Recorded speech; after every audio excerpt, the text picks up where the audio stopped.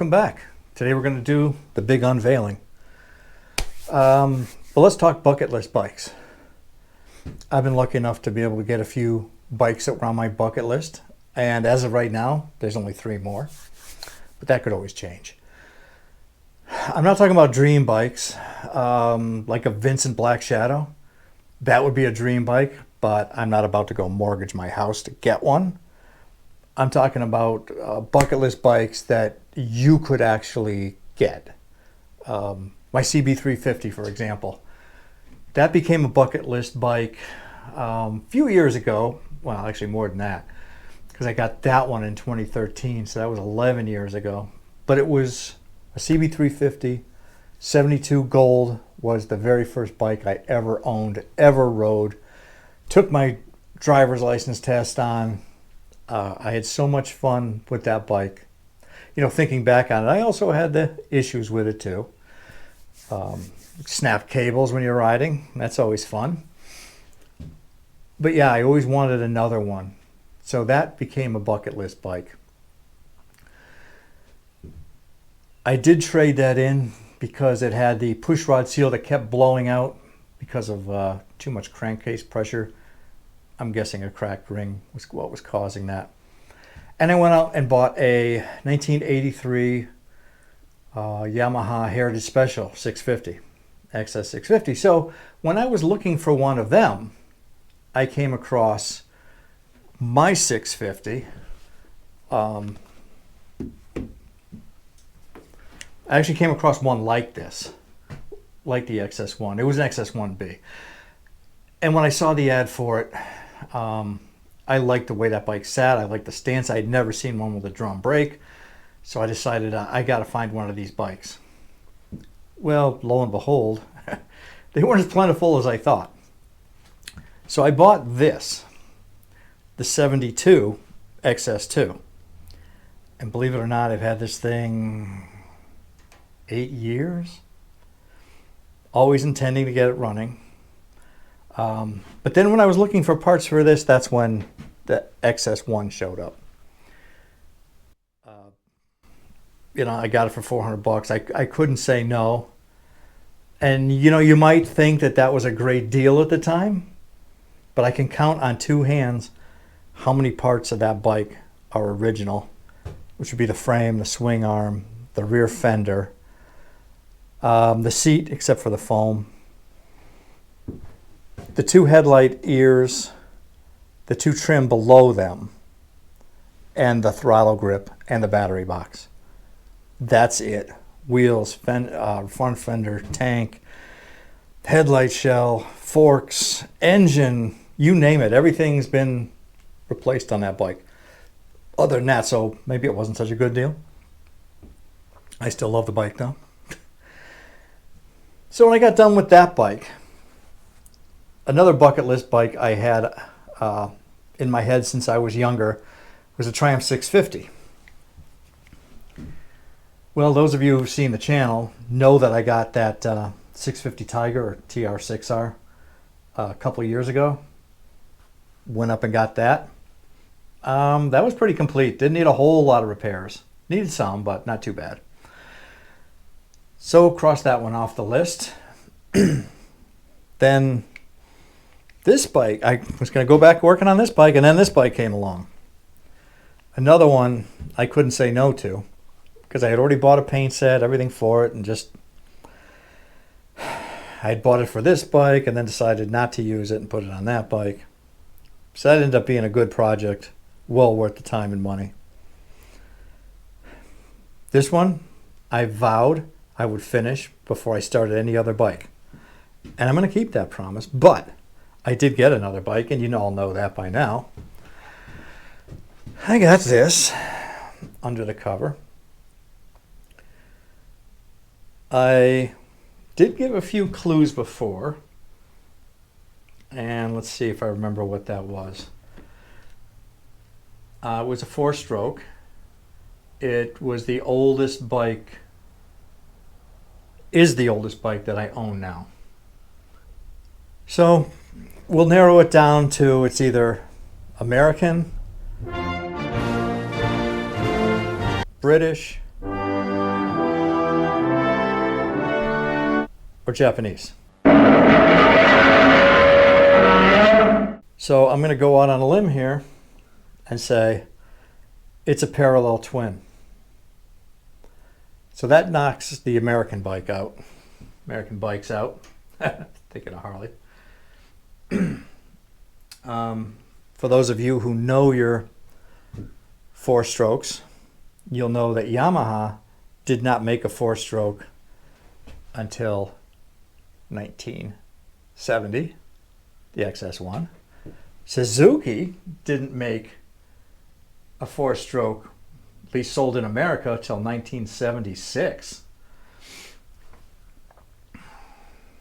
So that kind of cuts it down a little. I'm going to cut it down a lot right now. It's not a British bike. So that leaves Japan. Now, when this bike came out in 1976, it was the largest displacement motorcycle made in Japan, advertised as a 650. So right now a Google search would give you the answer to what it is. But a 650 parallel twin, 650 parallel twin, 650 parallel twin, 650 parallel twin, Triumph 650 parallel twin.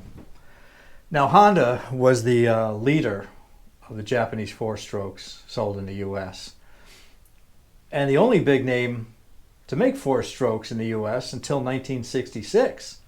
But see, Honda made smaller displacement bikes. So their biggest displacement at that point was the CB450 Black Bomber. So that rules Honda out, leaving one big name.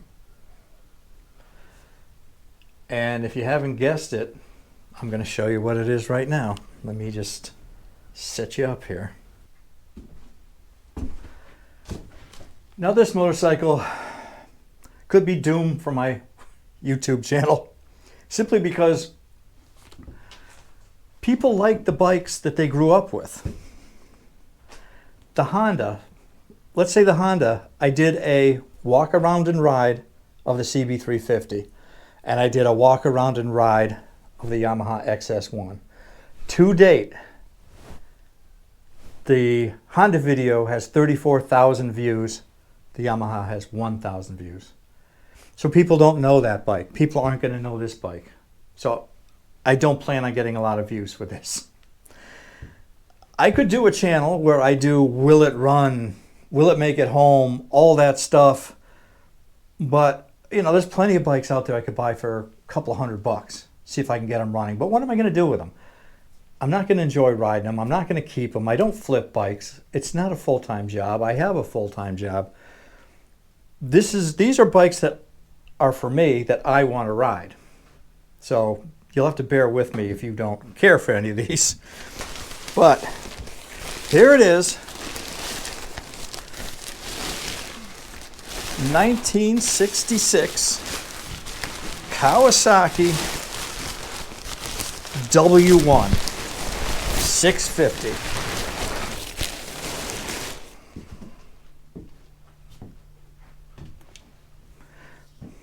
That? Yeah, that's a pile of junk. That's your pile of junk. Yeah, it doesn't look like much. Parts, very, very hard to find. As a matter of fact, there's so few of these were sold in the US that a lot of parts I'm probably going to have to get from Japan, which means expensive shipping and stuff like that. But it is a bucket list bike. And what makes it a bucket list bike? Come on, it's a cool little hot rod. It's a 650 parallel twin. It's what I like, you know. It's not all there. I'll show you a picture of what one is supposed to look like.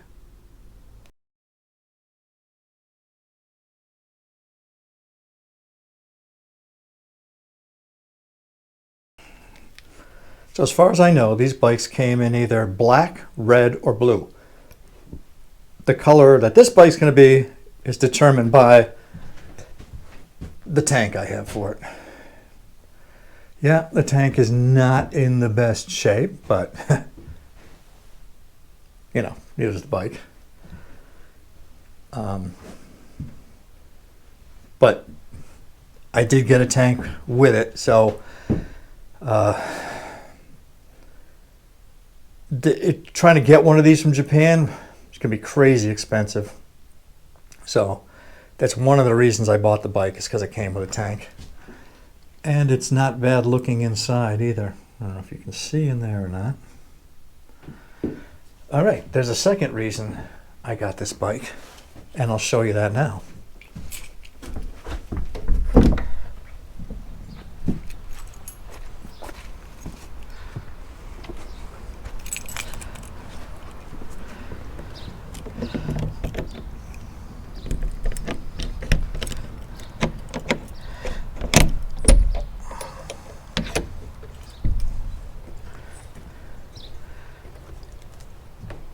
It came with another bike.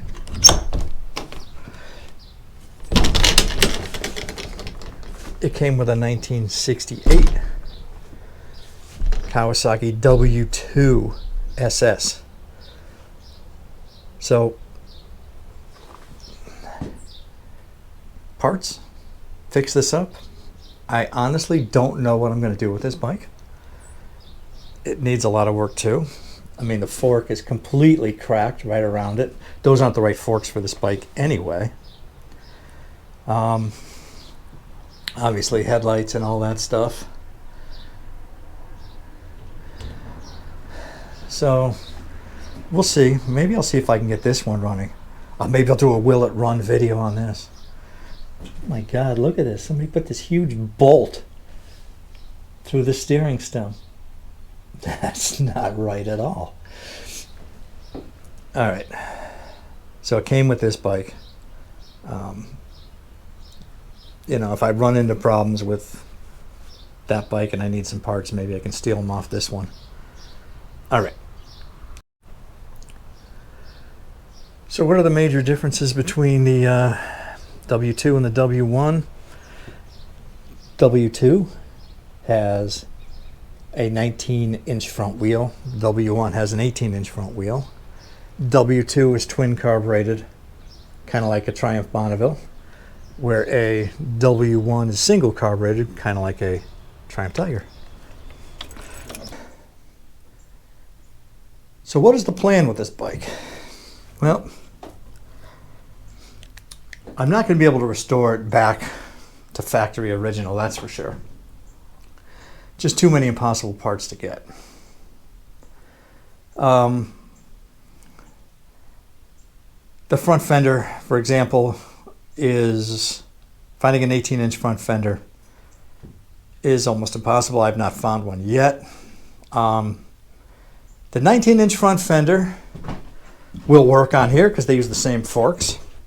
So you might think, well, it's going to sit up an inch higher. That's going to look stupid, but it's actually not going to sit up an inch higher, because if you measure from the center to here, it's only going to be a half inch higher, the rim, the other half being on the bottom half. So instead of sitting here, it might sit up a little there. I don't think it'll look that bad. If worse comes to worse, it's much easier to find a 19-inch front wheel or take one off a W2 than it is to find an 18-inch front fender. So we'll do that. I gotta get a rear fender. Again, I don't think I'm gonna have much luck finding a rear fender for a 66. It has these like 1 year only arms and parts for it. So I'll probably have to go to a W2 rear fender. And the W2 I have, you can forget that fender. That's not the right fender for that either. And it doesn't have a front fender. The engine, I'm not even going to kick it over to see if it moves yet or not. I was told it wasn't stuck, but I got to put some oil down the cylinders and then see if that'll turn over. And that'll be in, the first video I have. The 66 had a combination headlight shell and speedometer up in here. These don't belong on here. Had, stainless steel fork ears. So why do I go get these bikes that don't have the right front ends on them? So that'll have to get done. I believe these are the correct handlebars, upper clamp, although most of them I've seen were silver, so maybe somebody painted this one black. Fork caps, I don't know if I'll have any luck getting those. These are not the right grips for this bike, so maybe I can find some reproduction grips or something. And yeah, we'll go from there. I'm going to attempt to paint the headlight shell, side cover, oil tank, some kind of blue that's close to this. Try to get it looking somewhat like that one in the picture I showed you. Exhaust can be extremely hard to get because even in Japan, I was looking at them and for some reason they don't want to ship exhaust to the US. So I may have to get it through someone else. But yeah, that's the introduction to it. 1966 Kawasaki W1 650. The way you can tell a 650 W166 is this right here on the oil tank. The filter's under here. The later years, I think 67 and up, had the oil filter cap over here and the filter was in there. That's one of the reasons. That's one of the ways you can look at it and see what year it is. Yeah, it's gonna need some work. It's gonna be a marathon, not a sprint. But when it's done, I can check that one off my bucket list. Oh, did I not mention that the stud that comes up through the tank, through this hole to mount it, was just chopped off on both bikes because to put another tank on, you can't have that stem sticking up or it'll hit another tank. So it looks like I'm going to have to grind that down and take a piece of round stock, drill and tap it, the correct threads, weld it on, and paint that up. Just more to do. All right. I'm sure you got plenty to say about this one, so leave some comments, like, subscribe, and as soon as I'm done with the W2, we will work on this one. All right. Thanks for watching.